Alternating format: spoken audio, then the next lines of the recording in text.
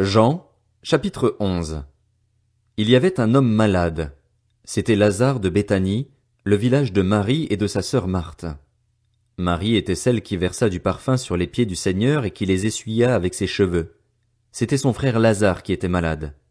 Les sœurs envoyèrent dire à Jésus, « Seigneur, celui que tu aimes est malade. » À cette nouvelle, Jésus dit, « Cette maladie n'aboutira pas à la mort, mais elle servira à la gloire de Dieu, afin qu'à travers elle la gloire du Fils de Dieu soit révélée. » Or, Jésus aimait Marthe, sa sœur et Lazare.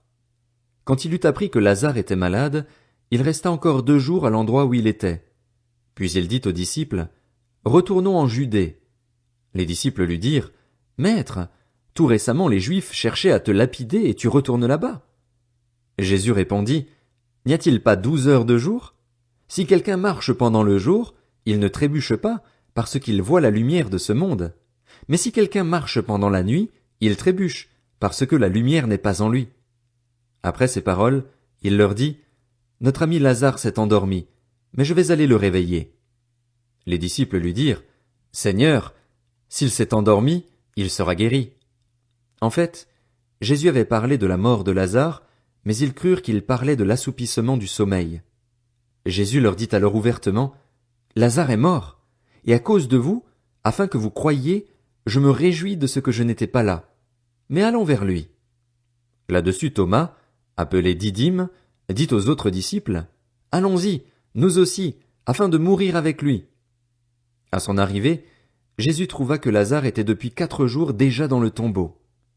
Béthanie était près de Jérusalem, à moins de 3 kilomètres, et beaucoup de Juifs étaient venus chez Marthe et Marie pour les consoler de la mort de leur frère. Lorsque Marthe apprit que Jésus arrivait, elle alla à sa rencontre, tandis que Marie restait assise à la maison.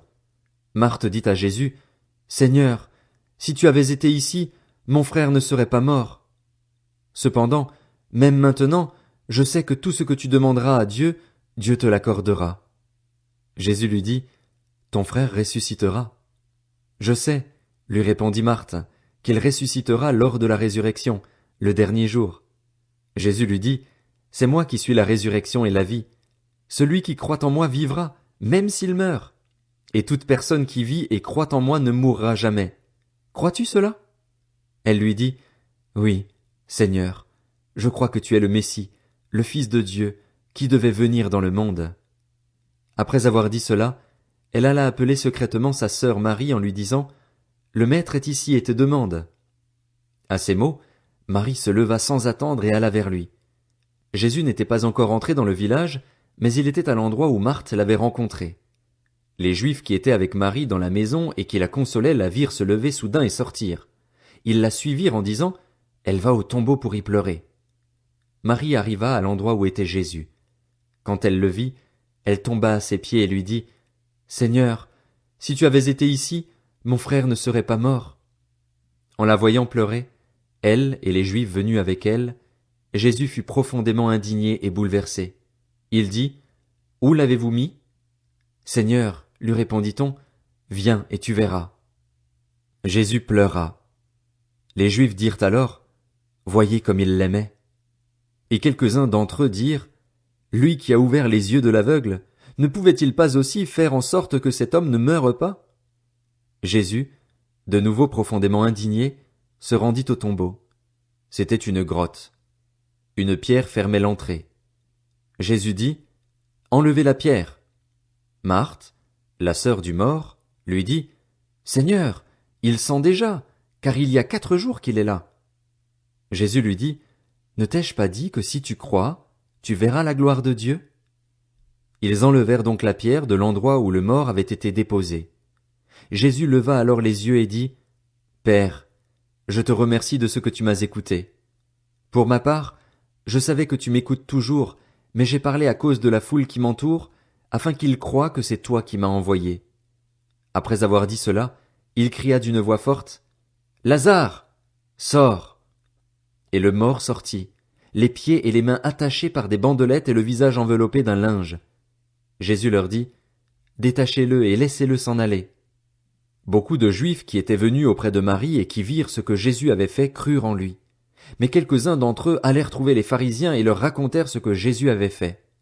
Alors les chefs des prêtres et les pharisiens rassemblèrent le Sanhédrin et dirent: Qu'allons-nous faire? En effet, cet homme fait beaucoup de signes miraculeux. Si nous le laissons faire, tous croiront en lui et les Romains viendront détruire et notre ville et notre nation. L'un d'eux, Caïphe, qui était grand prêtre cette année-là, leur dit: Vous n'y comprenez rien. Vous ne réfléchissez pas qu'il est dans notre intérêt qu'un seul homme meure pour le peuple et que la nation tout entière ne disparaisse pas.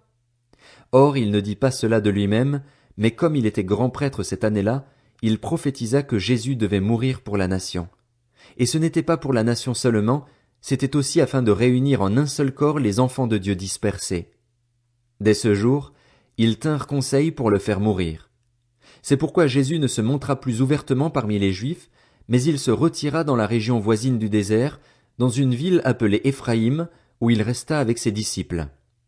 La Pâque des Juifs était proche, et beaucoup de gens montèrent de la campagne à Jérusalem avant la Pâque pour se purifier. Ils cherchaient Jésus et se disaient les uns aux autres dans le temple: Qu'en pensez-vous? Ne viendra-t-il pas à la fête? Or les chefs des prêtres et les pharisiens avaient donné l'ordre que, si quelqu'un savait où était Jésus, il le dénonce, afin qu'on l'arrête.